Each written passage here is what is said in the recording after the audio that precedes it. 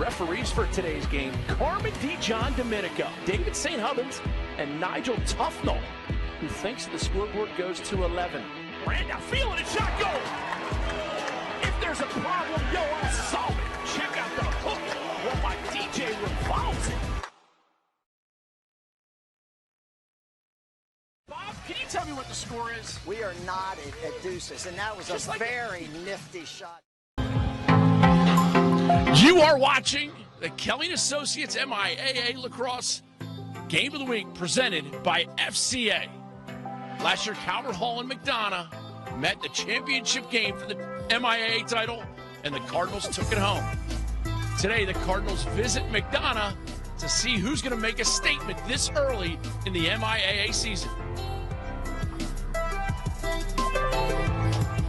Thanks for joining us here on the campus of McDonogh. Booker Corrigan alongside the Bob Shriver. Bob, Calvert Hall's #1, BL2, McDonogh's 3. But who do you like and why do you like them today? Well, I think McDonogh on their home field. The grass has been a great neutralizer for them over the year. Jack Simmons and Gable Braun both been nicked up before the season really got started, and they're back playing, and they're an integral part. We'll talk about them in a little bit later. But at home, a little revenge after the championship loss last year is on McDonogh's mind. I look for them to give a tremendous effort today. And we saw both teams take the field today. There was some intensity amongst just them. The crowd's starting to build. Who do you like for Calvert Hall this afternoon? Booker, we're going to talk about all their first midfield. Number 6, Jack Sawyer, a junior, headed to the University of Maryland. Number 10, Grant Mitchell, a junior, headed to Ohio State. And number 48, Cole Herbert, just a sophomore, headed to Carolina. But the three of them, the game we did a couple weeks ago with Gilman, they accounted for 6 goals and 3 assists. And they are a matchup nightmare for anybody. And Cole Herbert was the Under Armour underclass player of the game in that one. McDonogh, you talked about the home field. Who do you like on the home team? Well, we'll start with Gable Braun, the face-off kid from Florida who's just a sophomore, but he's a terrific at his craft, but he hadn't played up until about 2 games ago, and he's just working himself back in. I look for him to have a big game today. In the goal, number 26, Evan Long. He started last year as a sophomore. This is his junior year. He's terrific. He's capable of getting really, really hot. He's not the biggest kid in the goal, but he plays big. And then Jack Simmons, their best offensive player, a dynamic midfielder, one of the best in the country at his position, has been out until last week. He's played 2 games, and he's just rounding back into shape, and I look for Jack Simmons to have a big day today.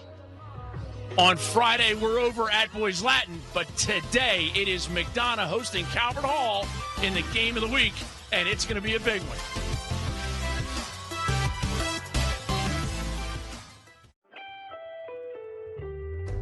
Kelly & Associates Insurance Group and Kelly Payroll helps employers and employees save time, money, and hassle in navigating the intricacies of insurance, benefits, payroll, and workforce challenges.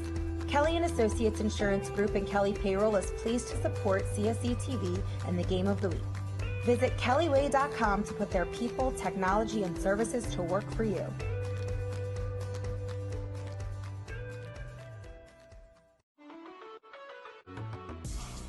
The Fellowship of Christian Athletes engages their coaches and athletes to grow their faith through sport. Make sure you investigate the amazing camp at Lebanon Valley College this July. The FCA has camps, clinics, huddles, teams. Learn more about the Fellowship of Christian Athletes by going to fcalax.com.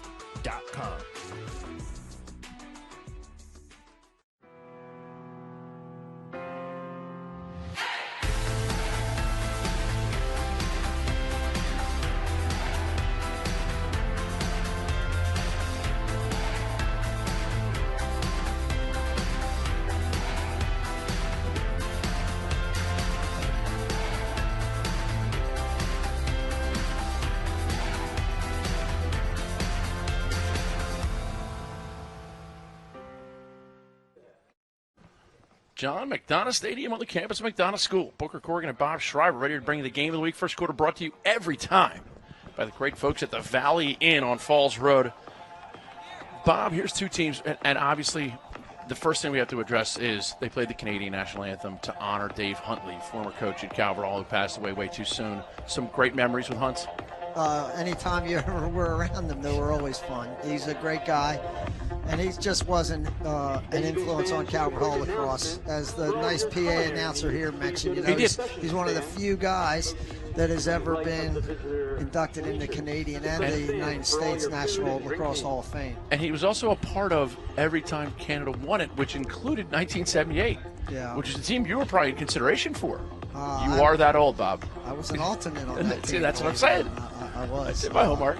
I don't think I would have made the difference in the game. I don't think. Evidently, they didn't either. That's why you were. Maybe you would have.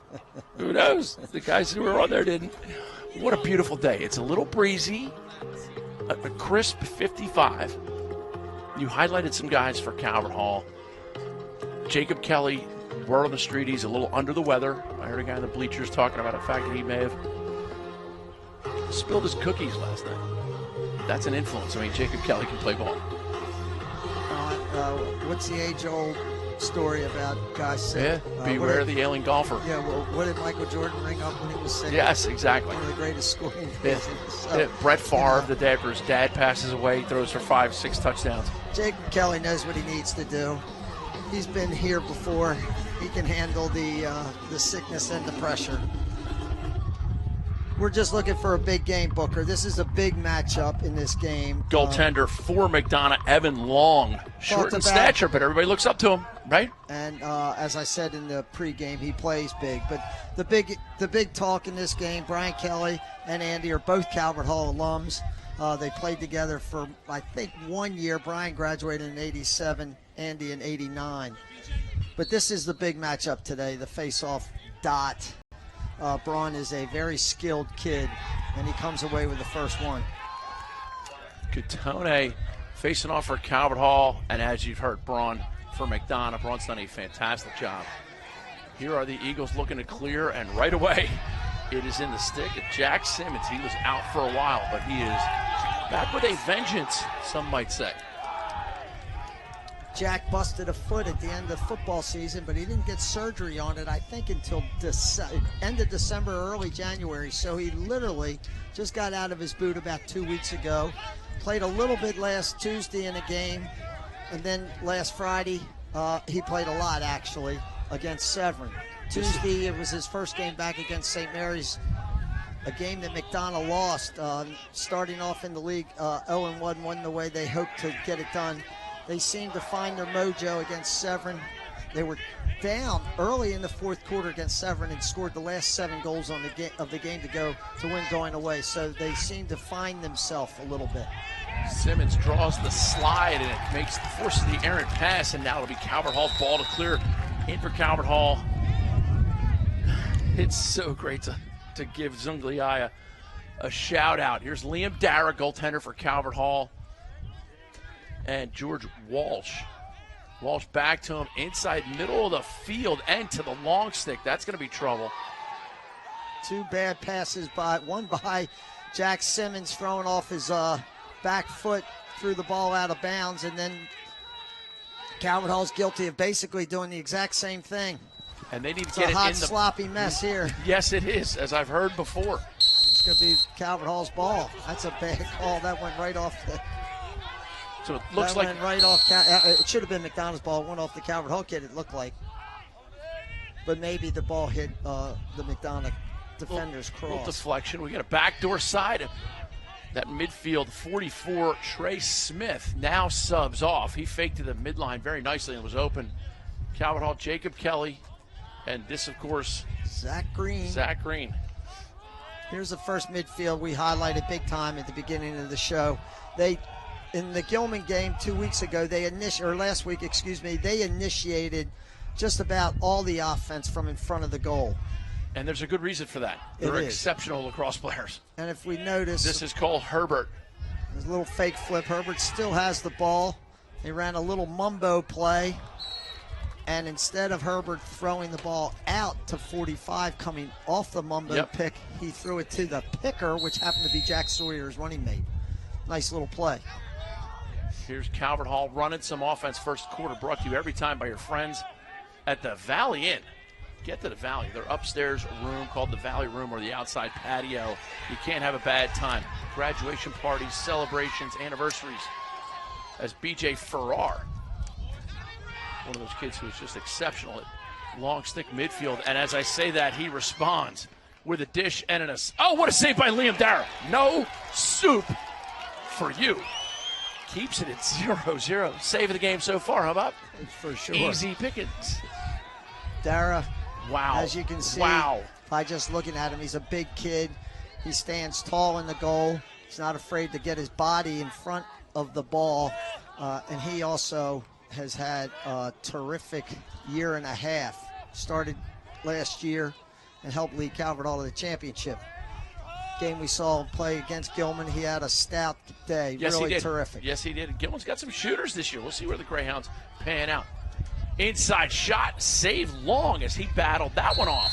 Sawyer, they're initiating. Herbert fed Sawyer a second ago. That was Mitchell throwing the ball to Sawyer. This is Herbert, 48 up top. Mitchell, 10 on the wing. Goes back to Herbert. Herbert with Alexi Thomas on him. Thrilled with his development. Cardinals looking to attack. Roll back, Zach Green, nice save by Long. Rebound pops out, but Smith comes away with it and goes deep across the Rich Dion.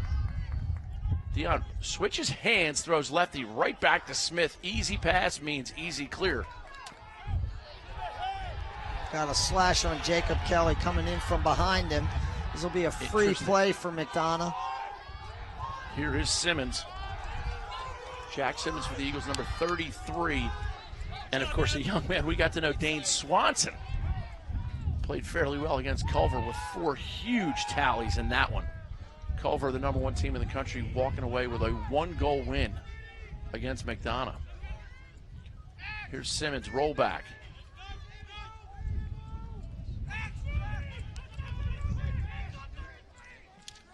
McDonogh hopes to make this a 2-0, 2-for-1 possession score here. Win the face-off up a man. No, that'll blow the whistle. Win the face-off up a man and try to score on the extra man, but it didn't happen. Errant pass. You know, good pick up by Kelly. In ice hockey, if you score during that stretch, the penalty's waived off. Yeah, that's an interesting Little difference, difference, I guess, little nuance. In the two sports. Flashing penalty. Booker, the penalty on Jacob Kelly was Jacob riding hard. You know, he's guilty of swinging a stick and hitting the guy in the head, but he was riding hard, and that gave McDonogh fits in the championship game last year. They had trouble clearing. And I know Coach Hillgardner has spent a considerable amount of time, on clearing, preparing for this game. Man Up's brought to you by Towson Hot Bagels, THB Bakery and Catering, Deli and Breakfast. Download their app, MyTHB. A little throwback after a sky whammy, bounce shot wide. Backed up by Maddie Hillgardner, number 4. Maddie certainly has all the attributes of a coach's son. Plays the game smart, clean, efficient. Booker, what's that number out there that just took that shot? It's the one number that's tough to read. Far side wearing the leggings. Yeah, McDonogh's in a 3-3 here. The guys down on the goal line extended are really just a little bit lower than a pure 3-3. Nice feed inside, and Darrow standing tall again. You know, it looks like that kid threw the ball right in his stick, but the reality is Darrow had his stick where it was supposed to be. He never even flinched. The penalty has now expired. Calvert Hall onside. Little transition opportunity. They're going to possess it for a minute. Zach Green will take it behind the cage. And Green now guarded by Dion. Jacob Kelly against Chris Smith here. Might like this matchup. Yeah, really good one. Power against kind of technique and savviness in a way. Jacob is probably giving away about 60, 70 pounds to Chris Smith. Number 31, Tim Kronberger checking in the game for the Calvert Hall Cardinals. Along with 29, Ryan Swain. This is Kronberger. Kronberger driving, has a lane shot, goal, Kronberger! Little inside. Acceleration, protect your stick. Well, it's reminiscent of his of his father, Brian Kronberger, who never had a shot he didn't like. It was a great play. He protected his stick well, used his shoulders. Tim, watch. He's a big, strong kid, a football guy. He's just downhill running there, just gets in muscles, throws the ball down on the dirt, and gets a nice bounce off the grass, right up into the goal. McDonogh elected not to slide to Kronberger. I'm not sure whether that was a mistake on the defense or whether part of the game plan. Maybe that'll come to fruition as the game continues. Catone against Braun at the faceoff dot. BJ Farrar on this near wing. And Connor Mayer, number 28, getting some action for the Cardinals.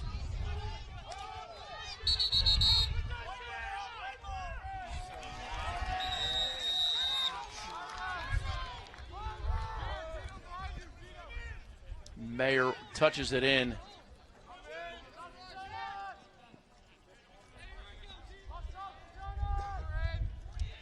Calvert Hall settles things up a little bit. Third member of our broadcast team today, Dan Aburn from Inside Lacrosse. Dan, what are you picking up down on the sideline? What's up, guys? How big of a goal was that for Tim Kronenberger? We saw a Calvert Hall game last week where it felt like Calvert Hall's first midfield did not leave the field for the entire game.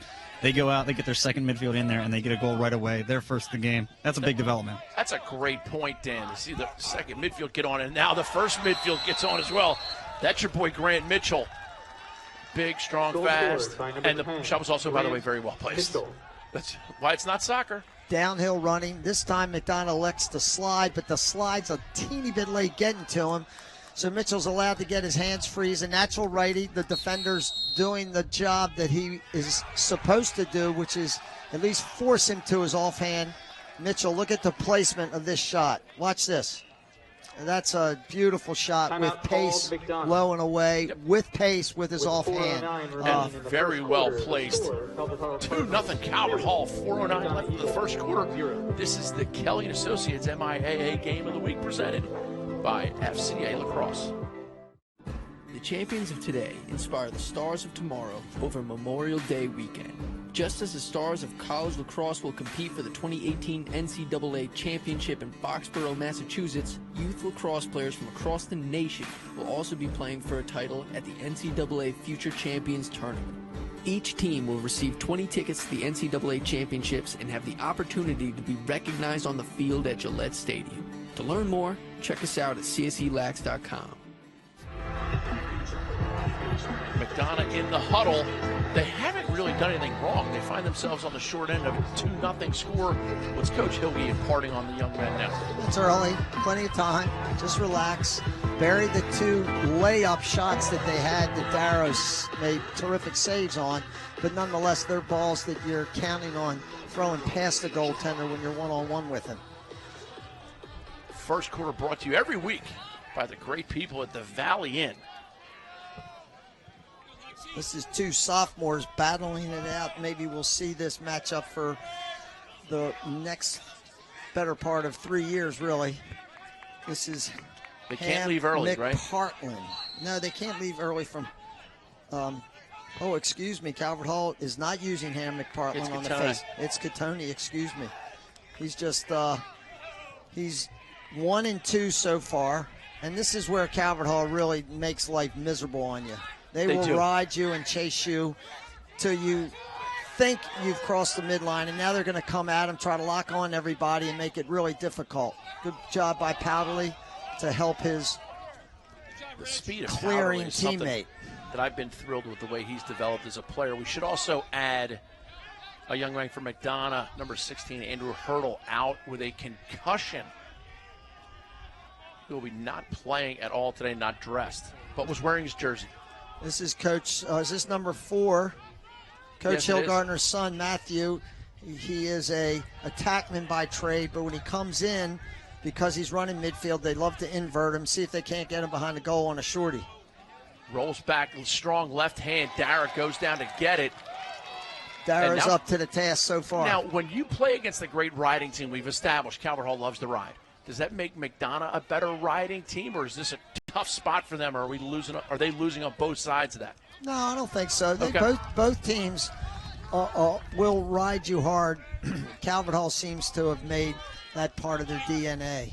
Goes back to Bugliosi. The last couple years was a tremendous rider. And they love to do it. Tenacious guy, having a really nice campaign as a freshman out of Ohio State.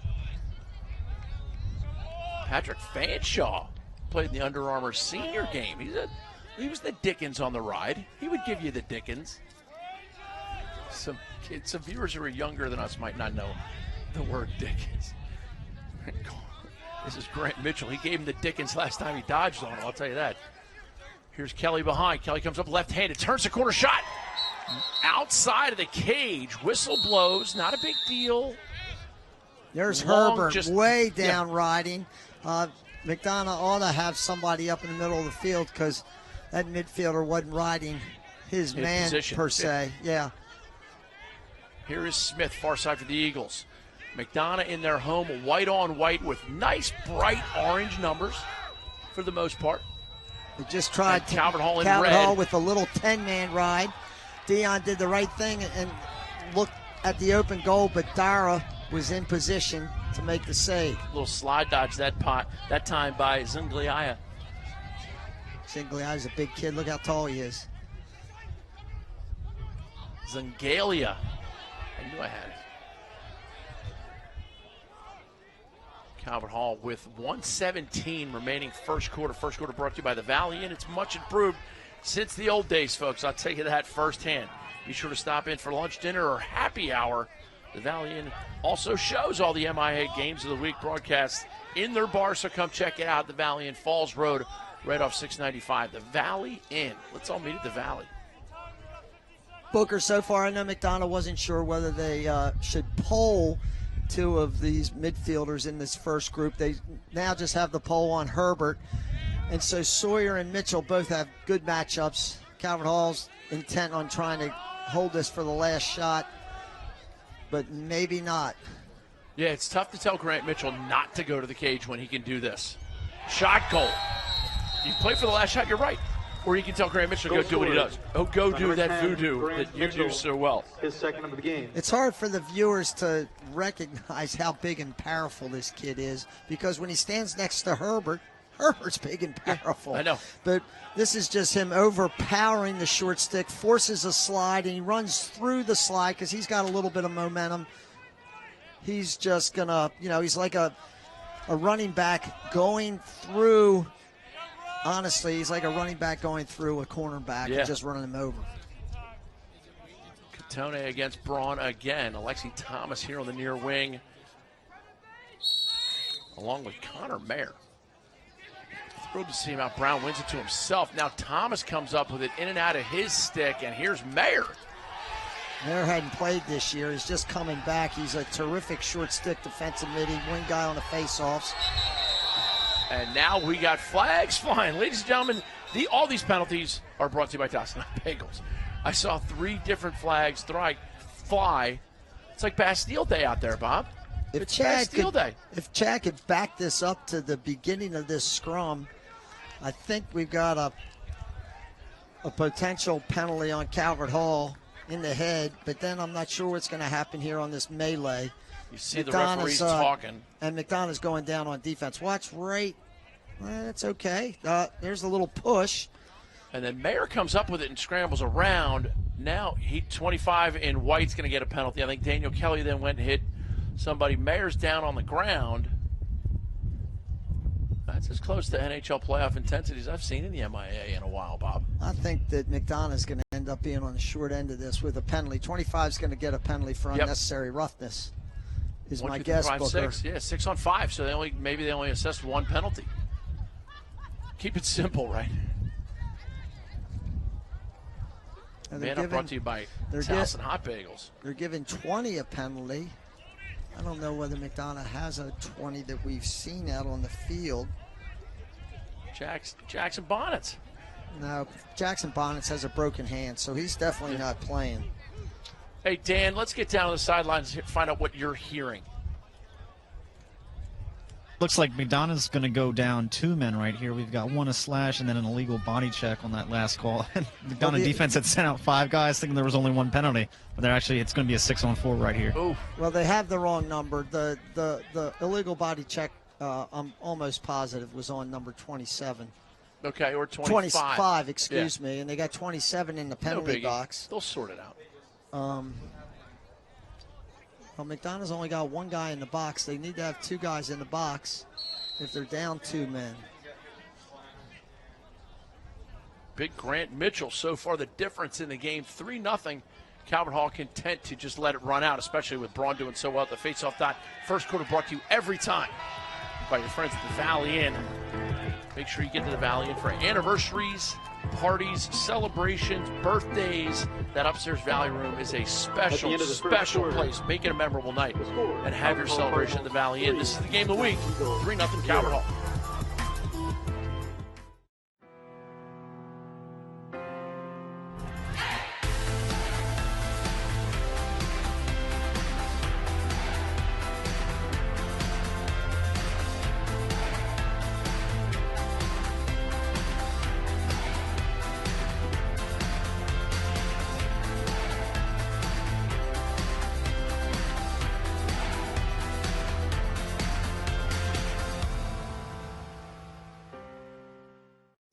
At Toyota, we know the journey is as important as the destination. That's why no detail was overlooked. RAV4 is perfect for your adventures, with plenty of cargo space and available all-wheel drive. And with all these active safety features standard, we're always along for the ride. Now lease a versatile RAV for only $189 a month, or buy with $1,500 cash back, or 0% APR plus $500 finance cash. RAV4, your destination, our journey. What drives you? Toyota. Let's go places. MIAA standings brought to you by Varsity Sports Network. Bob, you got BL taking the top spot there in Calvert Hall, too. Interesting. Well, they're tied, really. They're both 2-0 in the league. St. Mary's has moved way up in the polls after their victory over McDonogh last week. They were off Friday. They're playing Loyola today in what is a really good game. That's 3 against 5. Severn has shown capability. McDonogh beat Severn the other day, so that standing will flip a little bit. Severn also has a game today against Mount St. Joe. No, Spalding's playing Mount St. Joe. Here's Calvert Hall, 2 men up right now. Severn's playing St. Paul's, excuse me. Mitchell. Elardo, number 50 in. Jacob Kelly, pass deflected. Daniel Kelly catches it, comes up with it, eludes going into the crease. He stepped in. Oh, they said he did. Yes.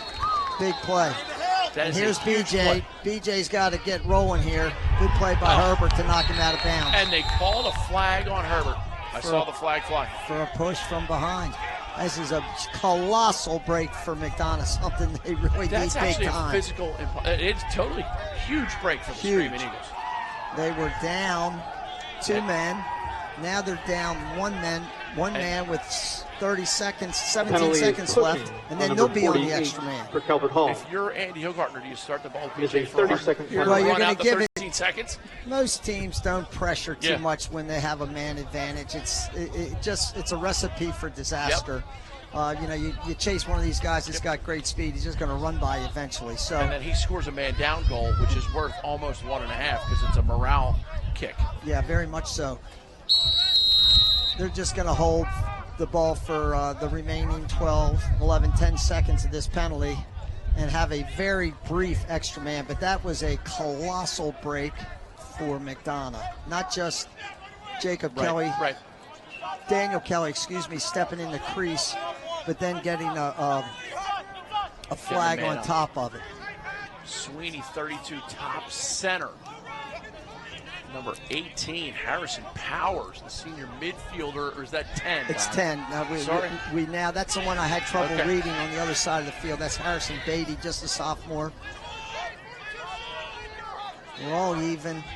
Here's Sweeney, 3-0 Calvert Hall, second quarter of the Kelly Associates Game of the Week presented by FCA Lacrosse. McDonogh home whites, Calvert Hall road reds, Booker Corrigan and Bob Schreiber along with Dan Aburn. Bringing the call from McDonogh Stadium. 2-man game behind Powderly. Comes up lefty, rolls back for his right, moves it. Great play. Beatty now near side. Sweeney, spinorama right at the blue line. Sorry, good defense by Calvert Hall. They slid and recovered. Very impressive. Simmons rolls back and moves it. Now it's behind with Powderly. Powderly against the short stick ball, somehow bobbled, push called, and now it's Calvert Hall possession. McDonogh, they need to take the lid off that basket, and I think they're going to really feel a lot better about how they're running offense, because they seem like they're doing okay. Am I off there, Bob? I think they're having trouble beating their man. Calvert Hall's playing exceptional defense, and right now the difference seems to me the two big saves by Dara on extra man and in an unsettled situation. And then defensively, so far, Calvert Hall is exerting their will, if you ask me. McDonogh's having trouble getting to spots that they're comfortable with.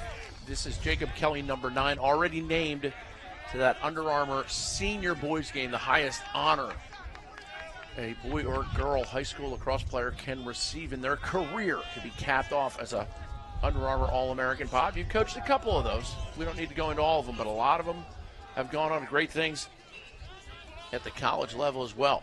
We watched one play on Sunday night. Logan Wisnowskis, just a freshman at the University of Maryland, is having a wonderful start to his campaign. Mitchell rolls back, throws it to Herbert. Near side, Daniel Kelly backed up by Calvert Hall, and it's going to be Cardinal possession. Second quarter brought to you by Mason Dixon Lacrosse. Green rolls back. Well, Calvert Hall's winning the matchup in the midfield. This first midfield is, as we said, they're really a tough matchup. There's a good shot right off the lower post by Sawyer. That's his 4th shot in this game. Mitchell's got a couple. And Herbert has yet to shoot, but he's helped set up a real nice look early in the game. McDonough's going to have to try to sort out what they're going to do with this big kid, Mitchell. He's causing them fits. Behind to Kelly. Now it's up top with Kelly. Over to Sawyer. Now it's up top with Grant Mitchell.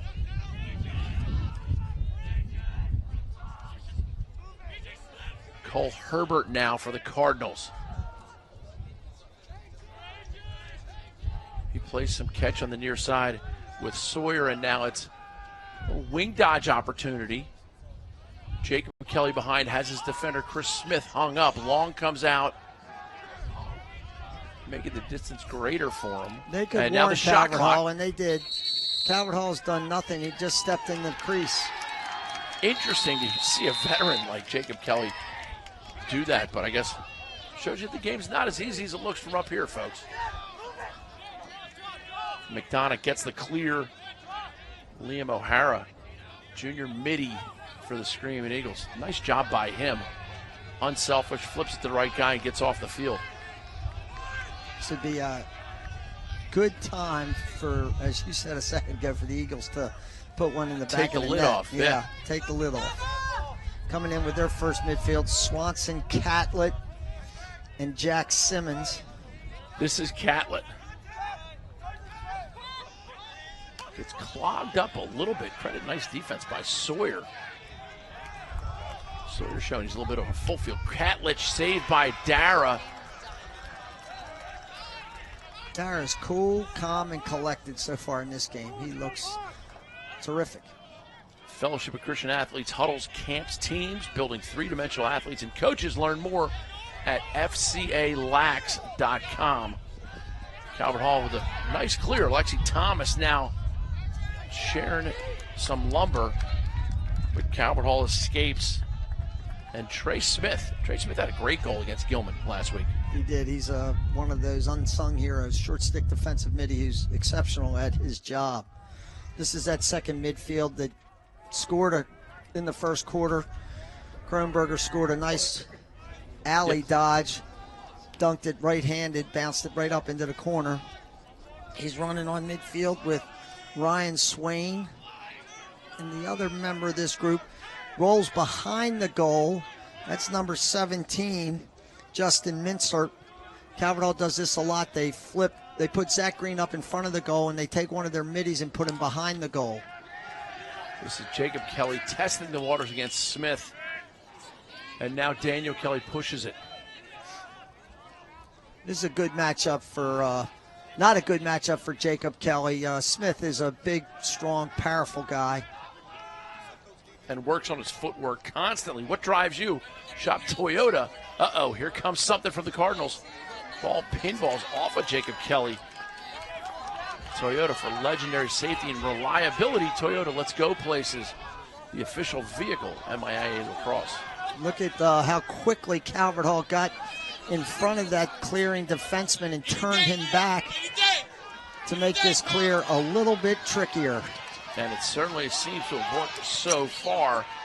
And some lumber flying as well. And Calvert Hall comes away with a great. There's that Zangalia with the ground ball pickup. There's that ride we're talking about. Calvert Hall now with what we call that second chance opportunity. They frequently will come back and bite you. Still just 3-0 here in the Kelly & Associates Game of the Week, presented by FCA Lacrosse. Booker Corrigan and Bob Schreiber bringing the call. Booker, I'm looking at Jacob Kelly. You mentioned he wasn't feeling too well. He doesn't look very well out there on the field. His shoulders are slumped a little bit. Although he's played perfectly fine, but not up to his normal standard. Here is Kelly behind. Quickly moves it up to his brother, Daniel. Daniel gets some lumber there. Inside shot save long after all the whirling. That was a Kelly. Hell of a play by Daniel Kelly. He went through a couple guys. And this is unbelievable. McDonogh, this is a third chance now that Calvert Hall's in. A third Coach chance. Hilge's going to take a timeout. That is a great timeout by a veteran coach. Andy Hilgartner won a championship here at McDonogh, led him to the semifinals dang near every year. 3-0 still your score, but the McDonogh Eagles are coming to get you.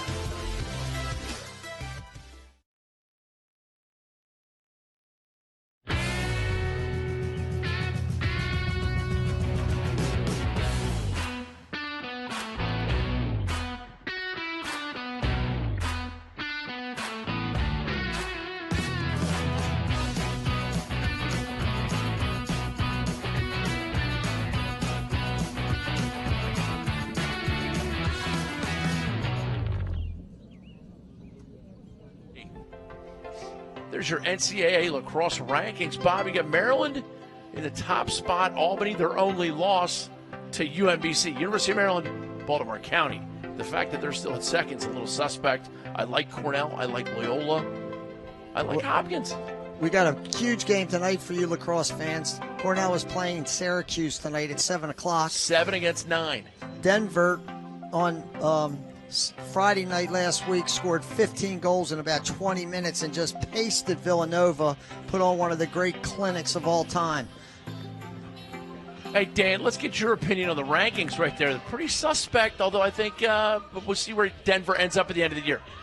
Yeah, after Friday, there was a lot of concerns about Denver's offense, and they answered that with 22 goals, 18 of them coming in the first half. And afterwards, all the players basically said, we were tired of the critics criticizing our offense, and they wanted to go prove how good they were, and they sure did. Ethan Walker in that game was especially on point with 8 goals. They certainly do seem to be able to flick a switch.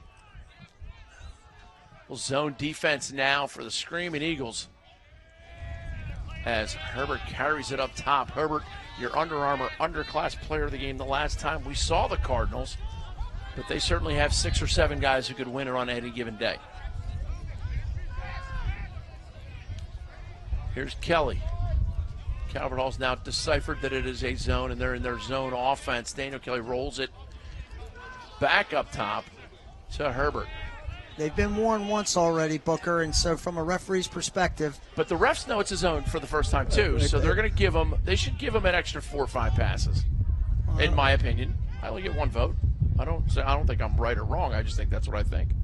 Well, we'll just see. Oh, shake and bake. Woof. There's the zone paying dividends. But quick now feet for a they big got to man. clear the ball. And this is proven to be a problem. Look at that. They're just throwing it up the field. That's not ideal. And McDonogh does not have a timeout left. This is a fourth chance opportunity for Calvert Hall. It's really hard to give a quality team like Calvert Hall this many chances. And what a save by Long. What a save by Long. Inside shot. And then they throw the ball away. Fifth chance. Fifth chance, Booker. I've seen teams respond 3 or 4, usually but it takes them 3. Yeah. The 5 is it's a excessive. tall order. It's a bit excessive, isn't it? It's going to 11. I wonder if they can get 11 chances. The clock has now squeaked below the 2-minute warning. And Bob, I got to tell you, it's awful nifty to have weather like this, don't you think? I wouldn't classify this weather as nifty, but it's better than what we've had this past week. Better than the last time we saw Calvert Hall, Ace. Yeah. That was a choking cold. Oh, nice pickoff. There's your zone defense paying some dividends. Now let's get it up. Let's not go 6 chances. Screaming Eagles need to dent the twine here before halftime. PJ Farrar. They actually might have a break here. This is great Casey hustle. Settleman. Look at the Mitchell get back on defense. Nice play by the big man. See if Settleman can get off the field without letting Mitchell off. He now takes Mitchell to the corner.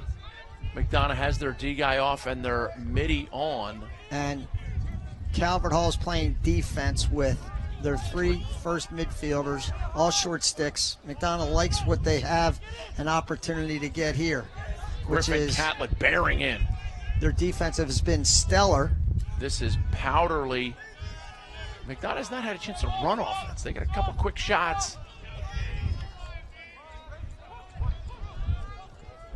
2 sophomores matched up there. There's Great a pipe bounce shot off the post, and Calvert Hall's going to come up with it momentarily. That's a best-case scenario for McDonogh right there. And it still could have been a shot. We're going to have a timeout by Coach Kelly with 28 seconds left. He has a point, though. Bob, could that have been a shot? Still? It was a shot. I don't know what 47 was thinking. He could have just walked that ball out of bounds, and they'd have gotten possession. Instead, he goosed it back into bounds, back into play. McDonogh ball. 3-0 Calvert Hall.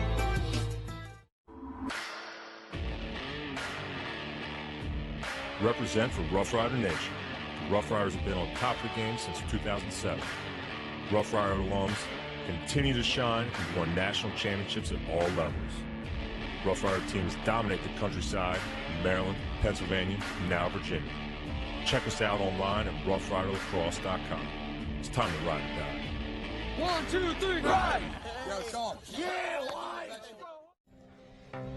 Press Box and Corrigan Sports have teamed up together to provide high school Lax fans with a weekly high school lacrosse newsletter. The weekly email features local boys and girls rankings, key upcoming games, and info on key players and coaches. To sign up, go to pressboxonline.com/lacrosse. We got your 3 topics. Respect for Naptown, St. Mary's, Spalding, big wins. Obviously, the Retrievers, that doesn't blow my hair back.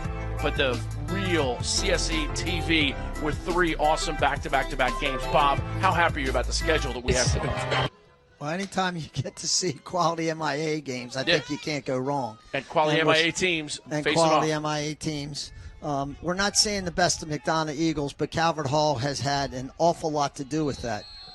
Great saves. Only 4, I think, for Dara, but they've all been quality. McDonogh just hit a pipe there. But tenacious ride by Hillgardner just hit a pipe. Here's Simmons. Great rebound. Plays. Here's one. Oh, off the back of a Calvert Hall player. Ball pinballs in the air. 7.2 remaining. Nowhere near 7.5 seconds. Barely 7.2. Now it's down to 5. He runs a lap around Another the cage. pipe. That went off the top of the pipe. 3 pipe shots in this flurry for McDonogh. Your halftime score. Don't go anywhere.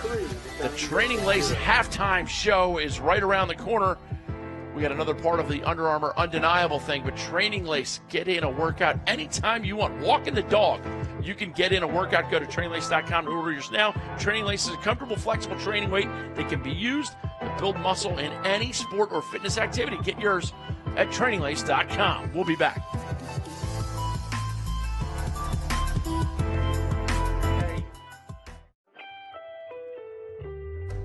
Kelly Kelly & Associates Insurance Group and Kelly Payroll helps employers and employees save time, money, and hassle in navigating the intricacies of insurance, benefits, payroll, and workforce challenges. Kelly & Associates Insurance Group and Kelly Payroll is pleased to support CSE TV and the Game of the Week. Visit kellyway.com to put their people, technology, and services to work for you.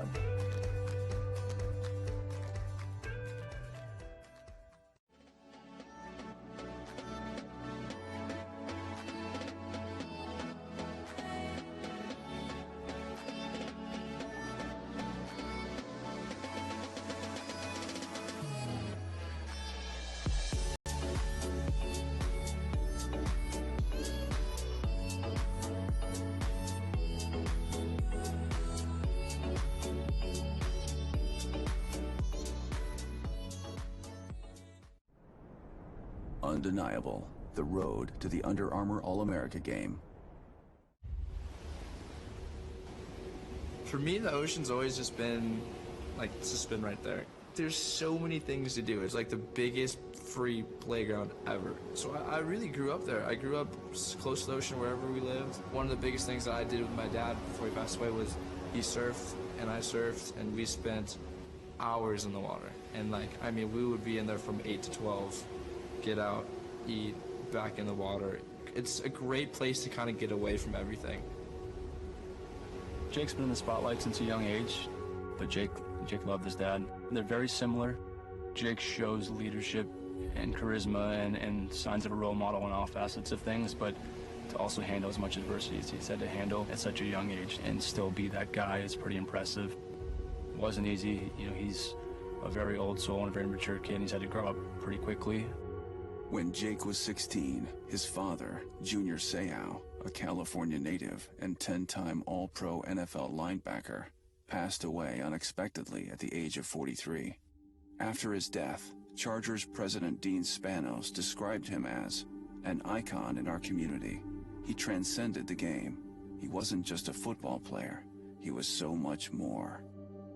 Being a Seau, it's always expected, he's going to play football. And I thought the same thing because he was naturally talented. He was playing Pop Warner football, and then in middle school he was playing flag football, and then of course in high school he's expected to play high school football, and even as a freshman he was playing varsity. And so that was always sort of a natural thing, kind of grew up around it. It's part of our history of our family. Football was always there for me, but I never really fell in love with the sport the way he did. And I think that's just the difference, is that I was around that sport so much, and I grew up around it, that I was kind of tired of it by the time I was 16.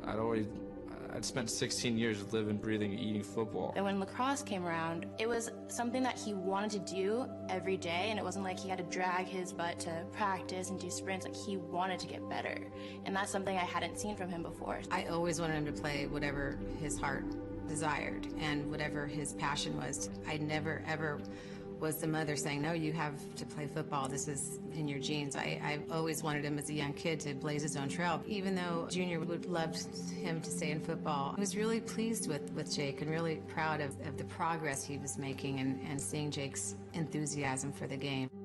For me, lacrosse was always it. I was looking forward to practice. I was looking forward to working. And I think that's what made me realize that lacrosse was really the sport for me.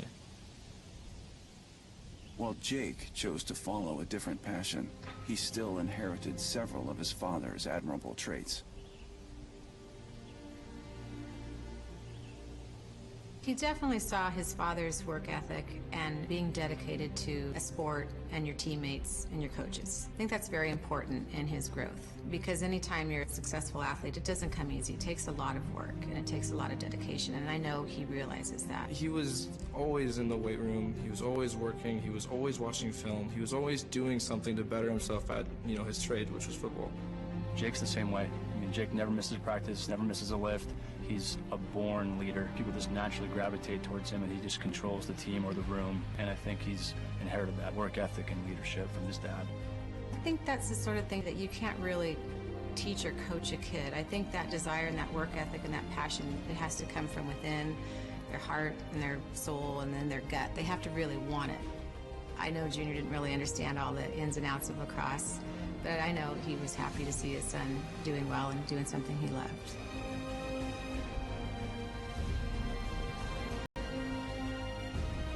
he's also a big pioneer for the West, and that kind of empowers him and drives him. He wants to pave the way for the younger guys below him.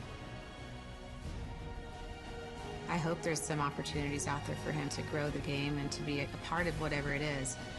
But, you know, I'm a mom. I just want to see him happy and doing what he loves to do. I can't really see not being involved in it in the future. I think that growing the sport in the West, as the ball's already rolling, it's going to progress to the point that a roster full of 10, 15 West Coast guys for some of the big-time D1s isn't going to be weird. He's excited about his future playing Duke in the next 4 years. I said to him, number one, you're going to school to get a great education so you can be a productive person in life and enjoy these 4 years. You know, these are the last 4 years of lacrosse you may have. And he said, oh no, Mom, I'll be playing lacrosse forever. Presented by Corrigan Sports Enterprises. Events from conception to fruition. Produced by Calvert Productions International. At Toyota, we know the journey is as important as the destination. That's why no detail was overlooked. RAV4 is perfect for your adventures, with plenty of cargo space and available all-wheel drive. And with all these active safety features standard, we're always along for the ride. Now lease a versatile RAV for only $189 a month, or buy with $1,500 cash back, or 0% APR plus $500 finance cash. RAV4, your destination, our journey. What drives you? Toyota. Let's go places. The MIAA is the most competitive lacrosse conference in the country. The 2018 MIAA Lacrosse Semifinals and Championships will be held May 15th and 18th at Towson University's Johnny Unitas Stadium. For a glimpse into the future of the collegiate game, the MIAA, where the stars of tomorrow play for a championship today.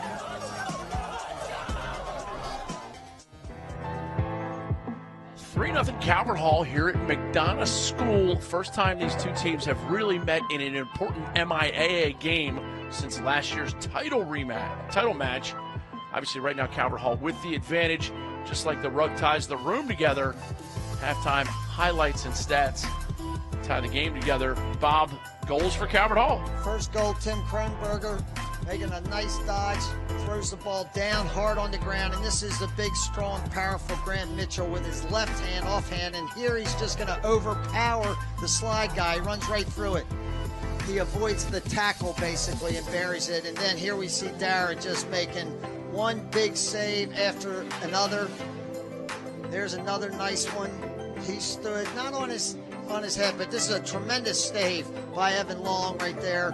McDonogh sorely needed something good to happen. This was oh, look at that save. Sawyer's been open on the crease, number 6, who just got stuffed there. He's been open on the crease 4 times in this game, and he hadn't buried it. These are your Training Lace halftime stats. Thrilled to have Training Lace on board. Go to traininglace.com and order yours now. Bob, fairly balanced. The face-offs are 2-4 turnovers. Booker, I'm going to actually say the turnovers should be much higher on McDonogh's end. We had that possession there near the end of the second quarter where they turned the ball over 5 straight times. So they gave them 4 straight times. They gave them 5 possessions to score a goal. So other than that, saves are pretty even. Face-offs look pretty even, obviously. EMOs, both of them are 0 for. Neither team has an assist. Cause turnovers. I think an intern's getting fired today, by the way. Well, because whoever's keeping the turnover statistics they might be asleep at the wheel. Because I watched McDonogh throw the ball into the bleachers a couple times on the clear, and that's what Calvert Hall makes you. That's credit to Calvert Hall. If you're McDonogh, if you're Joe Benson, offensive coordinator here at the McDonogh School, what are you doing to make something happen? Booker, I really think they just stick with what they've been doing. They again threw the ball in the goalie stick early in the first quarter, and then right there before halftime they had 3 quality looks. They hit 3 pipes in the last minute and 10 seconds. So any one of those could have gone in and changed this to a 3-1 score. It's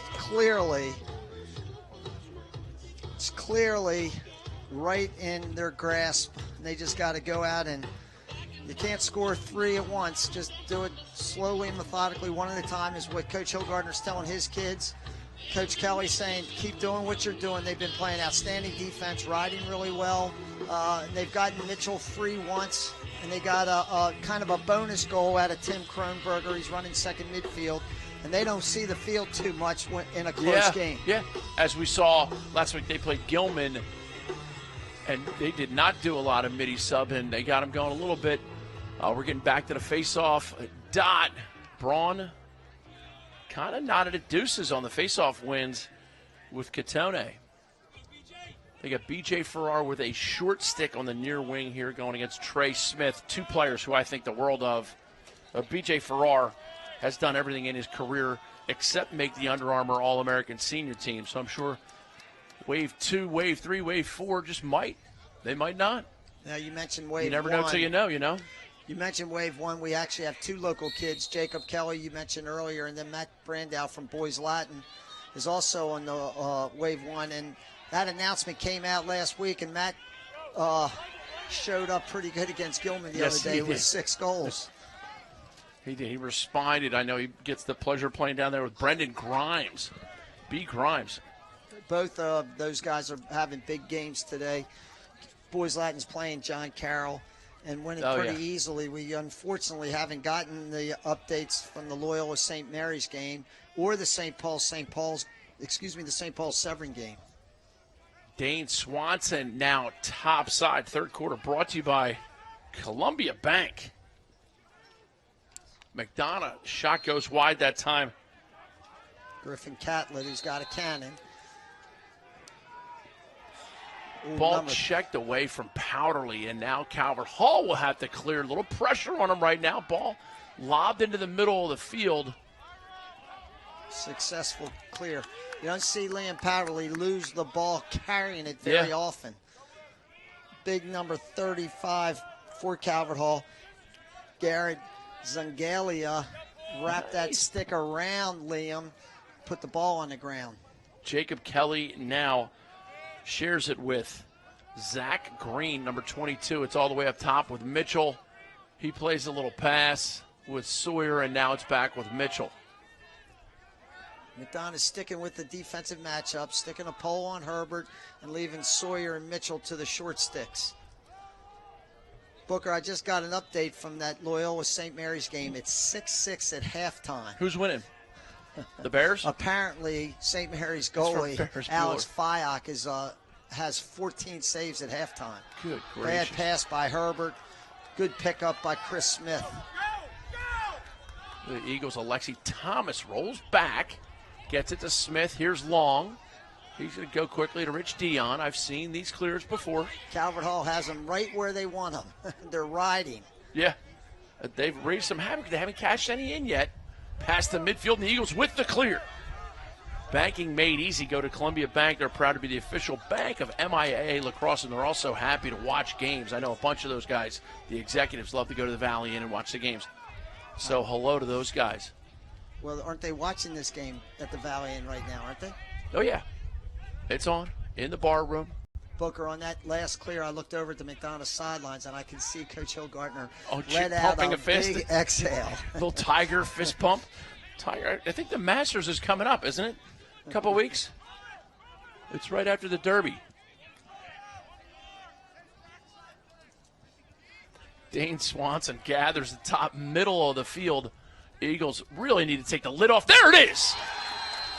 If you will it, it is no dream, dude. If you will it, it is no dream. McDonogh changed their formation here a little bit. They went 1-4-1, and that sometimes creates some confusion about sliding on the defensive end. Look, Swanson just kind of overpowers number 6, Sawyer, gets his hands free and throws a very hard, solid bounce shot. From a goaltender's perspective, when you're playing on grass, you have no idea where it's going to bounce. Is it going to bounce high? Is it going to bounce low? Is it going to bounce true? That he it stayed typically medium does. And it stayed low on him. I saw Andy Hillgartner's mom and Hillgartner with a little fist bump on that one. Despite your years of employment at Calvert Hall. Who doesn't love Andy Hillgartner, by the way? She's fantastic human. Like. Yep. Oh, what a powerful play by Here's number Gable 14. Braun. Whoa. Braun hits the point man. Screaming Eagles with a save by Darrow. Rebound over the cage, and Calvert Hall gets the backup. But there's a flag, so McDonogh will still have possession. They wanted to cash that one in. How's that for Cap? Cross check. Number 14, Gable Braun, ran through this cross check. If Chad has a chance to back this up to the beginning of this fast break, right at the midline. Penalty against number 14, Calvert Hall, Jack Connolly. Back up. This is another great opportunity for McDonogh. They had an extra man right at the end of the first half, albeit just a brief one. I'll tell you what, this lead. This McDonogh man up better be ready to take on the Catalina wine mixer right now. 3-1 with a goal here, Bob. With a goal here, they can cut it to 3-2. How's that for Captain Obvious stopping by the booth? They're down 3-1. If they score here. Oh, yes, they can. Goodness gracious. Big time, big shot. Welcome back to the scene, Jack Simmons. Catch me in the kitchen like a Simmons whipping pastry. This is going to be a great angle for you fans because the camera's over on this side of the field, but they just ran a little 3-3 with a left-handed rotation. Simmons starts on the crease, goes to the goal line extended, and then he gets up to this high wing. And watch the placement of this shot. Look at that. He's got about 2 inches in between the pipe and Liam. Watch this right here. It's coming back. See, 9 cuts through. Look at that. He has no room in between Darren and the pipe, but he found it. Impressive. As he does his best Rosie O'Donnell impersonation. The camera on him. These are high school kids. They don't know a camera's on them all the time. B.J. Farrar with the ground ball pickup. Here's Alexi Thomas. Can Thomas make something happen? He hits the point man. Sweeney rolls out of it. Terrific. And Calvert Hall, phenomenal defense. And they got a violation on Calvert Hall. He stepped into the box, or into the crease. He still had the ball in his pocket. Tremendous. Second chance possession for the Screaming Eggs. They get one of those opportunities, but a really wonderful defensive sequence for Calvert Hall in that unsettled situation. They stayed in their triangle and were in position for the 2 passes. Handled it magnificent. Here's Simmons. Simmons comes off the screen, shot off corner, and that's going to be Calvert Hall ball. That is a great play by the defenseman for the Hall, Garrett Sangalia. Sangalia might be the Under Armour underclass player of the game. He's just made a couple great plays. He's very quick. He's standing on the goal line extended, and he sees somebody about to shoot, and he heads to the end line before the McDonogh attackman does. Really smart, heady play. Trey Smith with the clear for the Cardinals, who are now within a goal. And coming back in with that group that gave him a big boost for their first tally. And this has been a tough field for Calvert Hall historically when they are clearly the #1 team in the area. I believe it was 2012 when Calvert Hall had a top team, and McDonogh ended up beating them in overtime 6-5. Booker, all the teams in the MIAA except for Gilman and McDonogh play on turf. They practice on turf. They're on it virtually 95% of the time, and grass is different. It's, very few people play on it anymore, and this is a distinct advantage.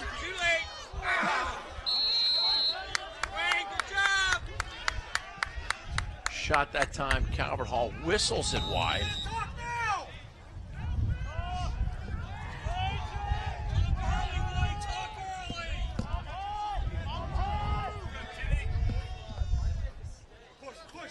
Kronberger puts his shoulder in net, gets the pass off the ground, tried to make something happen in a position where he had to, which is because he slipped.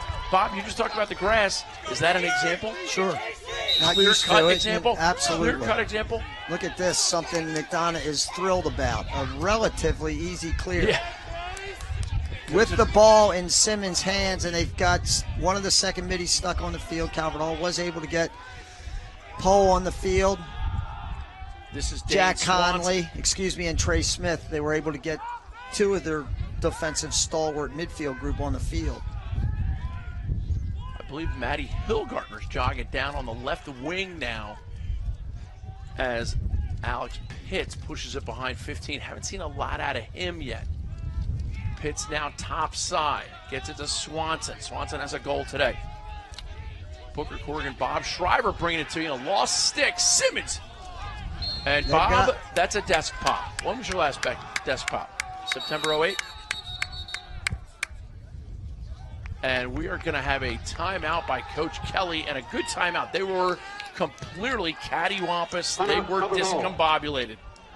Trey Smith broke his stick and had to get off the field. The score, Calvert Hall Cardinals 3, McDonogh Eagles 2. 3-2 your score. Booker Corrigan, Bob Shriver, and my main man Dan Aburn from inside Lacrosse. Dan, what are you picking up down there? Great game so far, huh, my man? Yeah, excellent. And as you can see, the McDonogh bench is completely animated this quarter, and Andy Hilgardner's message to them was basically, let's just win the quarter. It's only 3-0. I know you guys in the booth and probably me on the sideline felt like that 3-goal margin was probably a lot more than it was, but they're back in it at 3-2. And I think there's two big adjustments I think you guys should notice. One is that they've given B.J. Farrar a short stick. You know, he was playing with a long pole in the first half, and Grant Murphy was kind of just teeing off on that short stick matchup. They actually moved B.J. Farrar with the short stick and put him on Murphy, and that's kind of been a bit of a difference maker so far this quarter. The other is that they're running the offense through Dane Swanson. He's getting the short stick on that offensive midfield, and I've seen about 2 straight possessions where they've ran the offense up top through him. And Dan, I got great news for you. They actually pronounce Murphy's last name Mitchell. Oh, man, you got me, man. Welcome to the club, buddy. Welcome to the club. One of your best, Bob, was in the Joey Epstein episode. Oh, yeah, when I had one of his players covering him in the game. It was great. What do you got? You got an update? I got updates. St. Mary's is beating Loyola at 9-6 with 7 minutes left. St. Paul's and Severn are tied into the fourth, and BL is final over John Carroll, 16-4. McDonogh possession. Here is Dane Swanson. Back to Simmons. And Pitts on the far wing. Booker, just quickly, it looks like Coach Hilgardner is trying to get a little bit more offensive production from the attack. He moved his son Andy into the game, who's more of a ball carrier. His son Matt, too. Matt, excuse me, into the game. More of a ball carrier than George. Look at Zungalia, almost beat him to the end line again. Yes, you got to watch Zungalia. That kid, when we played, Bob, somebody do that once or twice a season. Now it happens 2 or 3 times a half. Here's Simmons, top center, one of those really talented midfielders in the MIAA conference this year. Coming off the foot, but still, he's going to salvage his senior year for sure. Here is Powderly. He's so Powderly big. Skip pass. Simmons. Nice check. Gets held a little bit. Ball in and out of his stick. Great ground ball momentarily for Matty Hilgardner. And now Pitts moves it. This is Sweeney. Skip pass all the way up top. Shot bouncer. Whew. Coach Zungalia watching him. He almost got to that one. Another broken stick for Calvert Hall on their defense. They got to stop playing with the stuff I played with. We played with Maple. Simmons up top.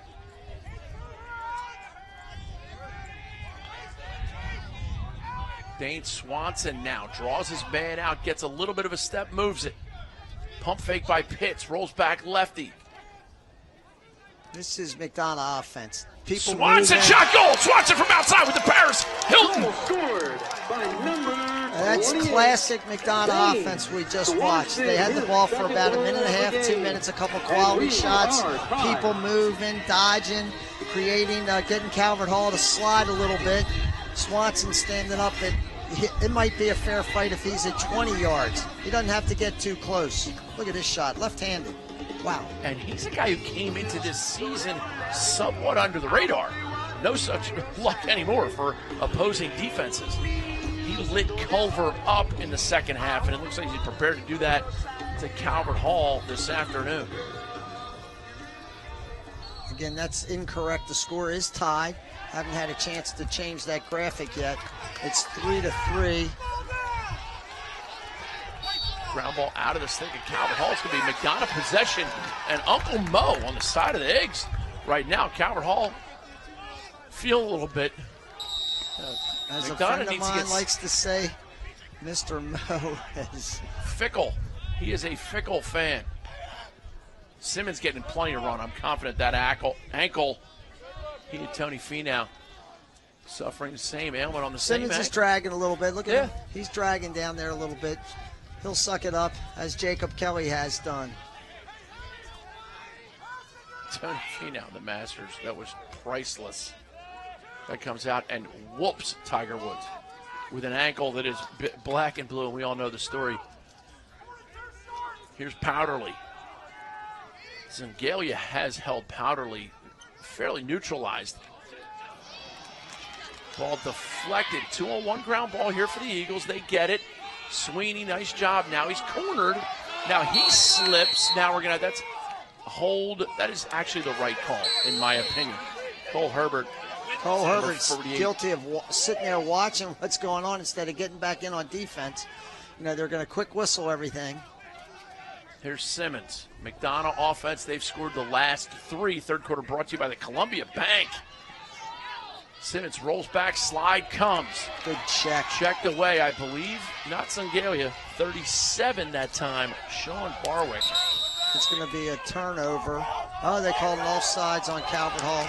Everything is going the Eagles' way right now. I'm not sure.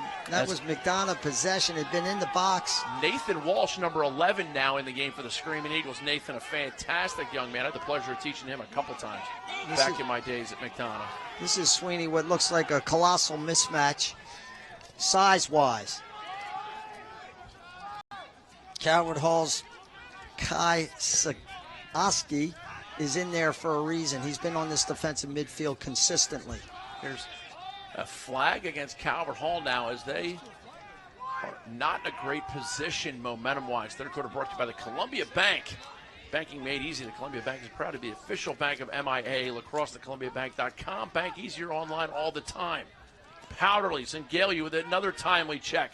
Up top, here's Nathan Walsh. On the wing, shot by Walsh. Never makes it. Yeah, Derek gets it. And now we'll learn of the foul. I like the shot by Walsh. This is going to be called against the bench. He's going to put the in-home in the box. He's calling this a technical foul against the Calvert Hall bench. He puts the in-home, which couldn't have been on Brian Kelly because I spoke with him today, and he hardly has foul a voice. Number 45. So for the Daniel Kelly's going to the serve in-home it. is Yep, Daniel Kelly, so he'll serve this bench technical. They refer to that. Did you ever get a bench technical called against you? Anything that ever happened on the bench was probably closer to unsportsmanlike. Just the technical. I mean, come on. That's a coffee and donuts. Let's get into the meat Actually, of the buffet. As much as I used to kind of yell and scream. Sweeney feeling a shot. Goal. McDonogh Eagles taking the lead. Not at the table, Carlos. That's one I think Darryl would rather, he'd love to have back. McDonogh does this fake flip that Calvert Hall does, the same play. This time Sweeney held on to it, and they kept letting him come. He's really not in an outstanding position. There's not much to shoot at, but he shot that ball in a great spot. Right on his hip. Look, right on his hip. And that's just a hard save. There's no question. That had some pace on it and some great location. On the old football lines, that was inside 10 yards. Yeah, you're right. It with was. his hands free after he had slipped by the defender. Well, Slim with the tilted brim. Well, like the first half looked like it was pretty much all Calvert Hall. McDonogh has come out here in the third quarter with a vengeance. There's BJ Farrar, and look at the wheels. He hits the point man. Shot goes wide.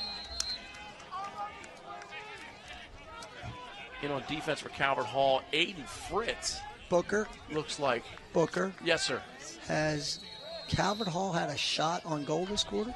I wouldn't reckon so. I know our crack statistician who had McDonogh down for one turnover in the first half. I'm sure he has that statistic. I can't remember a shot. Neither can I. And there's only 35 seconds left. Columbia Bank, thank you so much. A little shake and bake coming around. That is why Zengalia is going to run it out. He's something. And he didn't get it. 33 Simmons was closer to where the ball went out. It's where it went out when it goes out. Will Thompson in on defense for Calvert Hall at present, along with number 44, Trey Smith. 44 Trey Smith is a name we know about. He's the guy who can play both ends of the field. He just sacrifices and does it for the team and plays defense for him. 6 seconds. They need something here. Powderly, long looping pass shot. Great play. Again, Zengalia gets the backup, this time with 1.4 left. Shoot it, son. It's good if it goes. And that will do it for the third quarter. McDonogh, 4 straight. This is the Kelly & Associates Game of the Week, presented by FCA Lacrosse. Thunder Bay Apparel is the hottest lacrosse-exclusive clothing line in the game.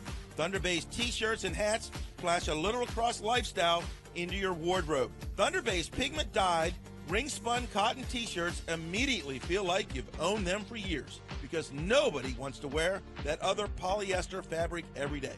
Make sure you check out the new styles and designs. All you got to do is click on ThunderBayApparel.com.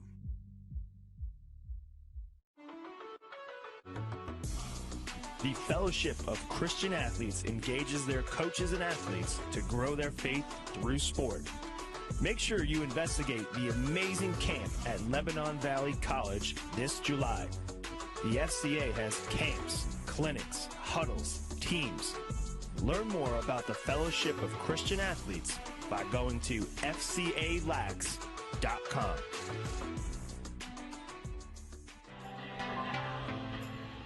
NCAA games to watch. Army-Navy, always a classic for Boo Corrigan, athletic director at Army. We'll say go Army. What else you like, Bob? Duke, Virginia. Virginia won their first ACC game in a century, it seemed like, and now get an opportunity to play Duke. Johns Hopkins, Penn State. Penn State gave Maryland everything they could handle, except it looked like they lost their face-off ace, Gerard Arceri. Hopkins has been on a roll. Rutgers, Maryland. Rutgers has been on a roll since getting beat by Hopkins, but their guy Hennenberg is some lacrosse player. But Maryland's got a few good ones of their own. They certainly do. Braun this time facing off against number 30, Ham McPartland. Shot, oh, Screaming Eagles look to take the lead. That's a neat play, Coach Hillgardner. On those face-offs, they put Simmons down in the left-handed box because of his powerful left hand. He got a chance to tally his second goal on the day and threw it over the cage, and that's a product of Liam Dara standing tall in the goal for Calvert Hall.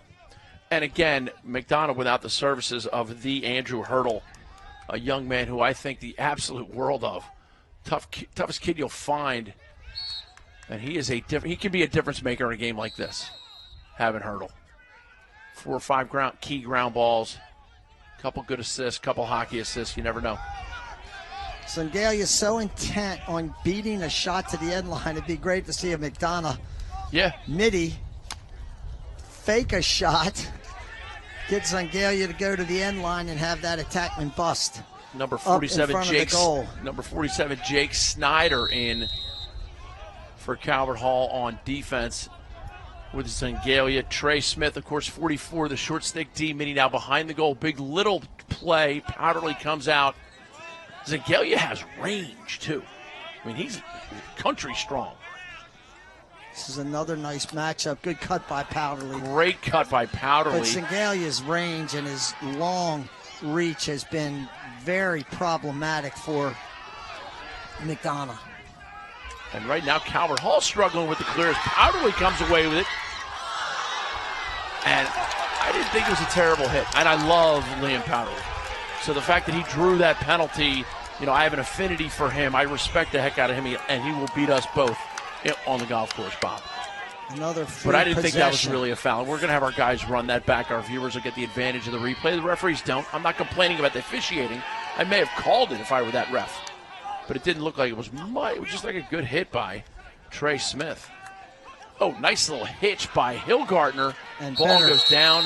Better defense by Trey Smith. Yep, broke down very well. Guys, if you could run that back to where the foul was, tremendous opportunity for us to see and feel a little bit for the referees. He called this a push. He didn't call this unsportsmanlike or a high hit or anything. If we get this replay. It was a big hit, but it wasn't a dirty hit. He didn't have a big run at him. Push called on number 44. But McDonogh will go on the man up regardless. And again, I am not in any way complaining about the officiating. I just think it's unfortunate that a little scrummy. Here it is. Here we go. Yeah, that's a push. I push can from see behind? He extended his arms a little bit. That's fine. I can see that call. That's fair. But it's not. It wasn't a 1 minute, right? No, McDonogh's number 10, Harrison Beatty here on the right wing. Sweeney up top. Now to Beatty. Powderly. Stay in this 3-3 now with Sweeney up top. Simmons out on that wing right there. They'd love to get him with his hands free. We're feed the inside crease. George Ward, he had a great game also against Culver. Move and pick on McDonogh. Calvert Hall, take some steam possession. out of it. And the Cardinals with the easy clear, too. They've struggled a little bit clearing in this second half. Booker, I'm dead serious. I don't think we've seen a shot that Calvert Hall's taken this half. Jacob Kelly throws it up.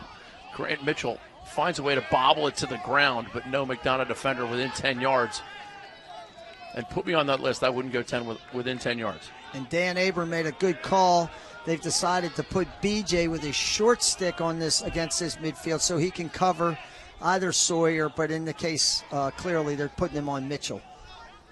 Keeping the pole on Herbert, and then they get their best defender, basically, with his short stick on Mitchell. It's a heck of an athletic matchup. Here is Mitchell against Farrar. Farrar cuts the field, forces him left, comes back, shot wide. And I'm sure Evan Long, goaltender for the McDonogh Eagles, was wanting to get a piece of that. Calvert Hall in their road reds. McDonogh home whites. Fourth quarter brought to you by Durham Capital.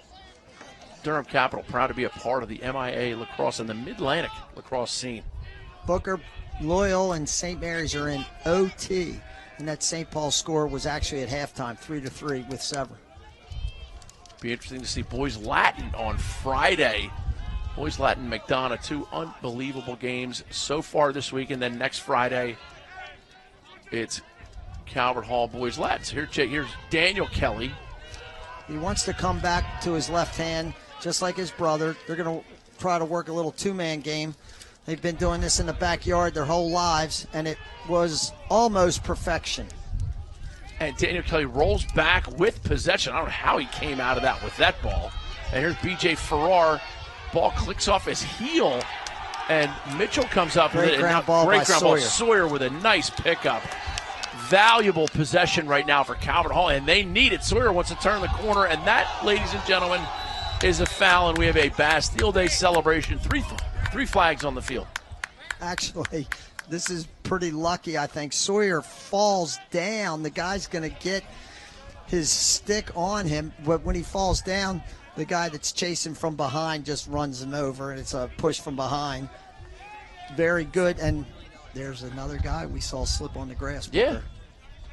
Calvert Hall with a much-needed extra man. They're bringing in big number 50, Pete Ilardo. He shoots the ball. He's been clocked at 193,000 miles an hour. That's the speed. Almost 183,000 miles per second is the speed of light. So Booker, see if we don't see a little flip here with Calvert Hall. Up here in the corner with Herbert and maybe Daniel Kelly. Now they're just going to run their left-handed rotation. There's that flip. Herbert, fake flip, still has it. Goes down, gets it to Sawyer. Now it's Ilardo. This is Big Peter Ilardo, number 50. Jacob Kelly, top center, inside feed, shot, goal! And it is Quattro de Tayo, Bob. Booker, that's Jack Sawyer's, I think, 6th shot on the day in his first tally. He's been working hard on the inside. They fed him in there about 3 or 4 times today. This is he gets lost. He and Jacob Kelly exchanged. Jake was in on the crease. He came up high. Sawyer replaced Kelly, and McDonogh lost him right there. And he makes a beautiful shot. We have, what's this? Tied at 4 with 6 minutes in. Fourth quarter. I tell you what, I'd pay to see these two teams play again. This has been an absolutely delightful experience.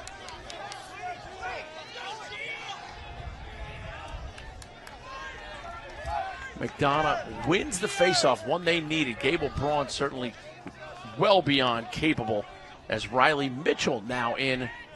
He got a couple runs in the first half, didn't get a chance to really call his name. Daughter of Kim Mitchell, one of the long-time teachers here at McDonogh. Every kid who's gone through the lower school absolutely speaks so highly of Mrs. Mitchell. Simmons to Mitchell. This is interesting. They've put a short stick. Oh, no, I apologize. They've matched up poles. This is Beatty. Beatty wants to turn the right side.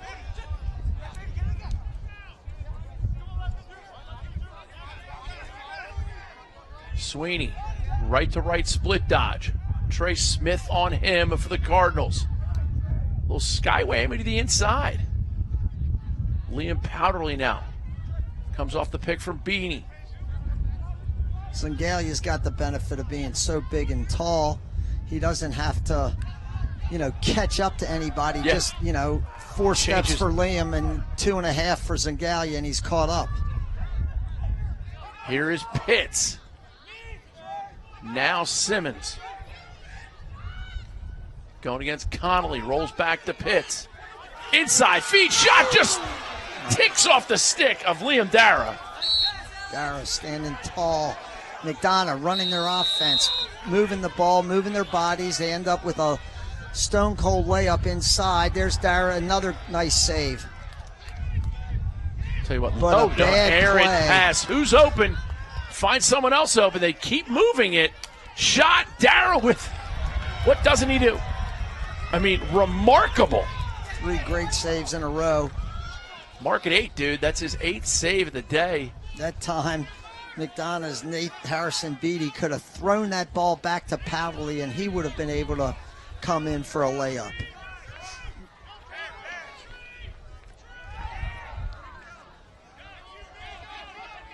Zingalia against B.J. Farrar. Here's 2 guys with some talent. And Zingalia just lobs it over his back. Evan Long comes up with it. He gets double teamed, pushes it. And now McDonogh playing a little broom hockey. And the Kelly boys came all the way from one side of the field to the other. Yeah, Coach Hillgartner. It's a great timeout. Calvert Hall with everything headed towards the goal. They had half the guys on their bench coming off to head towards the goal. 4-4 your score. You are watching the Kelly & Associates MIAA Game of the Week presented by FCA Lacrosse. The MIAA is the most competitive lacrosse conference in the country. The 2018 MIAA Lacrosse Semifinals and Championships will be held May 15th and 18th at Towson University's Johnny Unitas Stadium. For a glimpse into the future of the collegiate game, the MIAA, where the stars of tomorrow play for a championship today.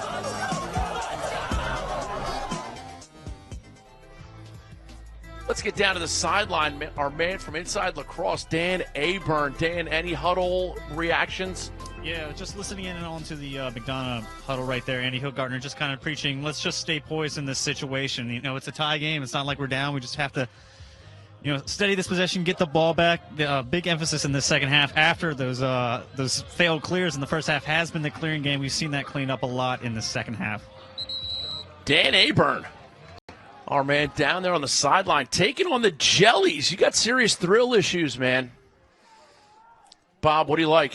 Well, I like what we just saw. What a thriller must have been over there at Hardigan Field on the campus of Loyola High School.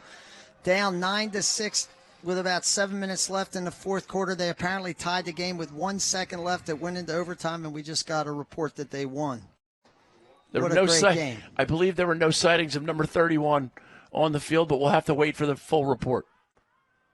Calvert Hall possession. Coming out of this timeout in a little zone. Sure. Coach Hillgartner mixing it up. And, Bob, for our viewers, I was always taught in the Corrigan family you can identify a zone, just send a cutter through. If you suspect they're in zone, just send a cutter through. And Mitchell throws a bad pass, and McDonogh is under him again. Rich Dion, Powderly, Sweeney wants to drive up. Great defense by Walsh. Phenomenal transition defense. Inside, B.J. Farrar, bounce pass. If you will it is no dream. After playing Vladimir Ulinach-Lenin. Oh, yes. Booker, this happens a lot. After playing great defense on this unsettled, they forget the short stick defensive mid. Look at Farrar standing wide open on the crease. Nobody's looking at him. Farrar, he didn't get a lot on that pass, but he threw it to the right guy, and that was Simmons. Look, watch. Farrar, look, nobody's paying any attention to him. He's a short stick defensive midi. He proved it by bouncing the pass to him. He still got an assist. He threw that ball to the right guy, and he got it to him. That's the play. Forget the bounce. It's a terrific play. He would have been kicking himself. He catches it on the crease. I'm sure his mind was going back to Crush from Finding Nemo. Grab shell, dude. Hold on. Braun's had a heck of a second half. Terrific second half at the X. 5-4 now. McDonogh, who once trailed 3-0 here at halftime. Sweeney pushes it. Here's Powderly. Booker, two things happened on that last goal from McDonogh. McDonogh came out of that timeout, went in the zone. Calvert Hall thought they were just going to throw the ball around the outside the perimeter a little bit before they got rolling, and Mitchell threw a bad pass. It bounced, and on the grass, it's not going to bounce true. And then Liam beat that guy, BJ Farrar beat that guy to the ground ball that started that transition that culminated in Simmons' goal, his second of the day. Maddie Hilgartner, number 4, possessing. Should mention we had a nice conversation with Shay before the game today. Maddie's mom. Here's Griffin Catlett looking to dig in on Trey Smith. Does so momentarily. Powderly behind. Dane Swanson wants it on the wing. Zengalio on Powderly. Little roll back. Zengalia's reach. It is. Liam fits. I coached the young man, Michael Jarvis, who ended up going to Carolina to play. He had the same just width. Simmons, now a shot clock against McDonogh with the 2:09 mark on the clock. Catlett shot goal! Jiminy Christmas. Hooper drives the boat, Chief. Booker Catlett hadn't done much this year so far for McDonogh. He really hasn't, but he just showed his ability. This is like Mitchell's goal earlier for Calvert Hall. Look, this is a big strapping kid. He's just bearing in. And he doesn't even have to step away. He's got 44 on his back shoe, so to speak, and just blast this thing. Look at the pace on this. Wow. Into the far corner. Unsavable. Something on that. That score is now McDonogh 6, Calvert Hall 4. And the biggest difference in this half for sure has been McDonogh's poise, but also Braun's ability at the face-off. Braun's ability at the faceoff has been a bit of a difference maker. Time to start talking about who's going to be the Under Armour underclass tryout player of the game. Those underclass tryouts happening end of May, early June. Rep your region and go to UnderArmourLacrosse.com and check out the new T-shirts they're selling to rep your region. Unbelievable tournament. Baltimore had a huge game with Long Island in the championship of the underclass region. We had the pleasure of seeing that game, Bob. Dara gets it to Sawyer, and BJ Farrar all over him. BJ Farrar as quick as a hiccup. Calvert Hall may use a timeout here. They are down 2. Cole Herbert across. Here's Mitchell. In and out of his stick again. He is going to run and go. Rolls back lefty. Running sideways a little bit. Now he's downhill dodging. And McDonogh looks like they're calling out for their zone defense with 1:11 left. They're staying man, Booker. Fourth quarter brought to you by Durham Capital. And Daniel Kelly comes up with the ground ball, and there we hear the timeout call. Fantastic job by Coach Brian Kelly. Can they draw up something to score 2 goals? Bob, we're going to stay here during the break. It's great to have companies like Toyota, Towson Hot Bagels, Columbia Bank, all those Valley Inn sponsors, and of course Durham Capital Training Lace bringing us the halftime show. Bob, if you're Coach Brian Kelly, are you feeding the stud and getting it to Mitchell or Jacob Kelly, or do you use them as, as a pick guy, see if they don't switch and you get an easy one? Well, Herbert's done virtually nothing in the game. He's been very quiet, and that's a product of McDonogh putting the pole on him. Mitchell's gotten a couple nice goals. Jacob Kelly, his sickness is certainly been a factor in this game because he's really done. It's like no game we've ever seen Jacob Kelly in before. Right. He really hasn't been able to influence the game. I think they got to try to get the ball to Sawyer, to Mitchell. I'm guessing McDonogh's going to come out in the zone and at least force them to eat up 10, 15, 20 seconds before a quality shot. and McDonogh knows they're going to win the next face-off, so they're not too nervous in that McDonogh huddle. McDonogh versus Boys Latin at 4:15 on Friday the 13th. Bob, you worried at all about being on the air with me on Friday the 13th?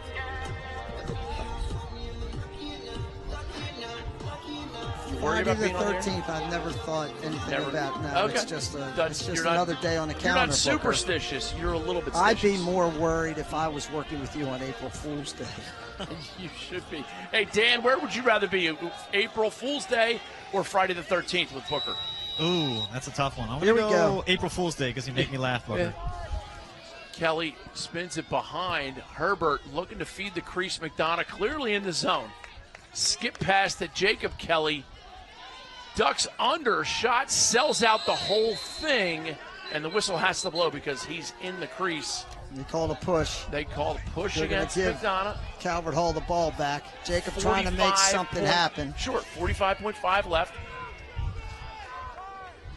The zone has proved effective. They went to it at the end of the first half, and it prevented them from going down 4-0.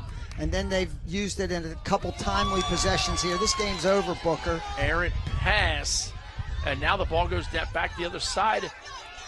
Should that have been an over and back immediately? Yeah. See what happens here. Mitchell comes up with it. Long shot goes wide, and that's going to be McDonogh possession, no doubt about it. And just when you think you couldn't see it happen, BJ should go down here and get this ball. He's a little tired, and get on his motor. Watch this. This will be fun to watch. Although Long's open, BJ just got maybe not. Here he goes. BJ Farrar is going to just leg this. Bob, Under Armour underclass player of the game. Who do you like? Booker, I'd give it honestly to BJ or to Gable Braun, the face-off guy, who I think really helped set the tone. Calvert Hall had the ball the whole second half. And I'll leave that up to you. Jack Simmons coming back. BJ's looking out on the field. He's got cramps in his legs. Honestly, I'd go with Gable Braun. I think the ability of McDonogh to keep possession of the ball the entire second half influenced this game greatly. 6-4 your final score. Dan Aburn will be back after the break with an interview with Gable Braun for Bob Shriver and the entire crew at Invicta for doing an amazing job today. I'm Booker Corrigan reminding you, you only get one shot at today.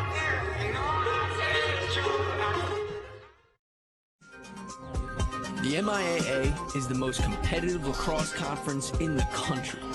The 2018 MIAA Lacrosse Semifinals and Championships will be held May 15th and 18th at Towson University's Johnny Unitas Stadium. For a glimpse into the future of the collegiate game, the MIAA, where the stars of tomorrow play for a championship today.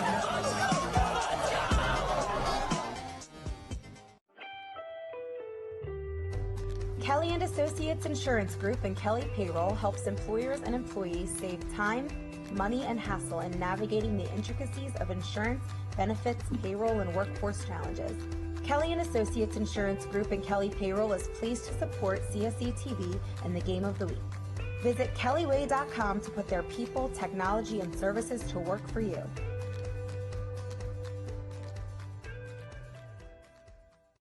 Great news! Corrigan Sports Enterprises and Inside Lacrosse are pleased to announce that registration is open for coaches to nominate their most deserving seniors to be Under Armour All-Americans. Underclass tryout registration is also open, and we've added a new region, the Connecticut-New York region, for information and to register. Grad years from 2019 to 2022 need to go to UnderArmourLacrosse.com.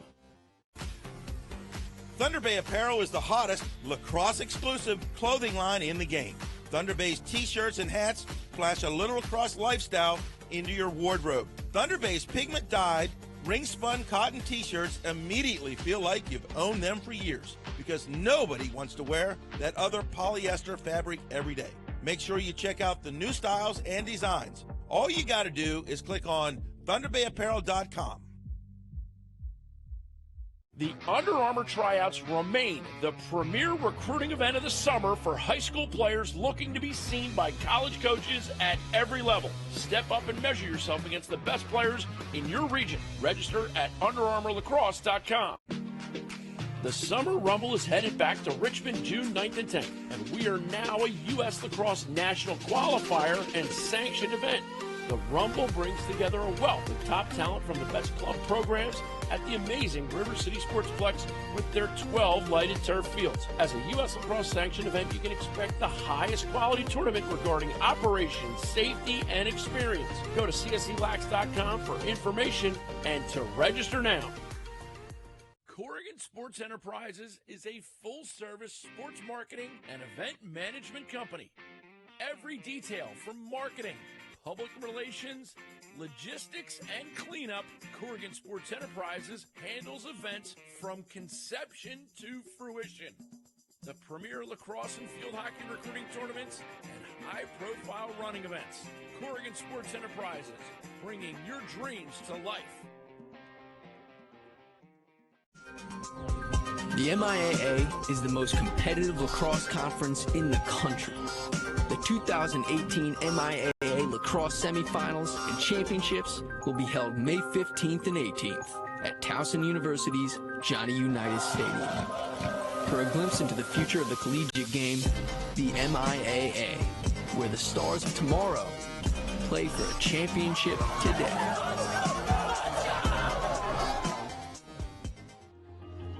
What's up, guys? Dan Aber down here with the player of the game, Gabe LeBron. You guys were down 3-0 at halftime. You end up winning 6-4. What was the message at halftime? You know, just play as a team, keep it together. We knew we had what it took, and we just fought. That's what we do. We fight. Was there any particular adjustment at the face-off X that you guys made, whether it was personally for you or as a unit, that led to that success you guys had at the dot in the second half? I mean, the reason we're winning all these face-offs is because, you know, we play as a unit, we play as three, play as one. There's not really any adjustments we made. We just kept on fighting hard, and things went our way. Now, this is a crucial MIAA regular season game for you guys. How pumped are you to get this victory today? We're really excited to get this victory. You know, we've been looking forward to this game for a really long time, but we still have a long road ahead of us, and we need to keep on fighting. Well, congratulations, Gable, on the huge win. Guys, thanks for watching today. Watch our next broadcast on Tuesday. We'll see you then.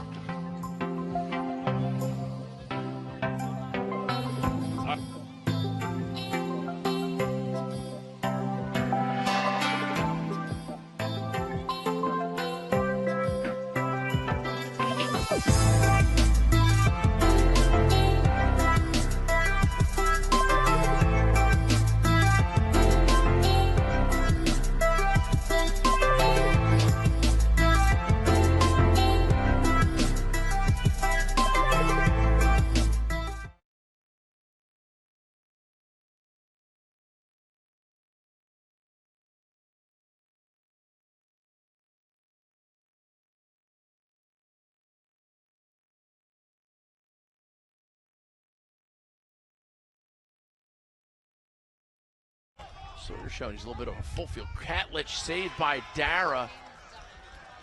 This is Kronberger. Kronberger driving, has a lane shot. Goal, Kronberger! Daniel gets some lumber there.